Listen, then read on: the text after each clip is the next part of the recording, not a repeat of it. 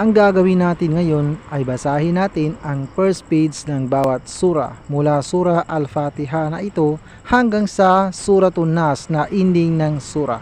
At kung napapanood mo ang upload ko mula beginning, part 1, 2, 3, and 4 at naintindihan mo ng mabuti at napapanood mo rin ang mula part 5 hanggang sa part na ito at kung mapapanood mo rin mula part na ito hanggang sa ending ng sura na Suratun Nas, insyaallah lalo kang gagaling at gaganda dahil Bismillahirrahmanirrahim. Alhamdulillahi Rabbil Alamin. Ar-Rahmanirrahim. Maliki Yawmiddin. إياك نعبد وإياك نستعين اهدنا الصراط المستقيم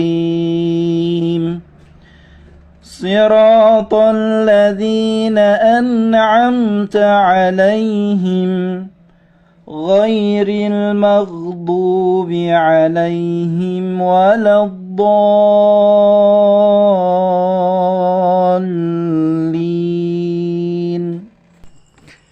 ipikit mo ang bulayat mo para pakinggan mo ng mabuti at ulitin natin.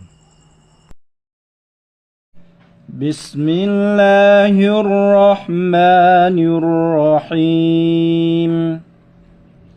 Alhamdulillahi Rabbil Alamin. Ar-Rahmanirrahim. Maliki Yawmiddin. إياك نعبد وإياك نستعين اهدنا الصراط المستقيم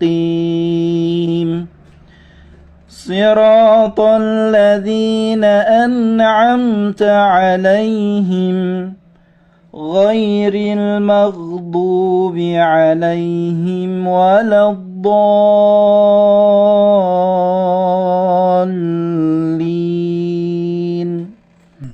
Yan. Ngayon narinig mo na ng mabuti kung paano bigkasin ang Al-Fatiha. At siguro naman ay pwede mo nang praktisan yan. Unti-unti mo nang gayahin sa abot ng iyong makakaya. Next naman ay sa ibang sura naman ang ating babasahin.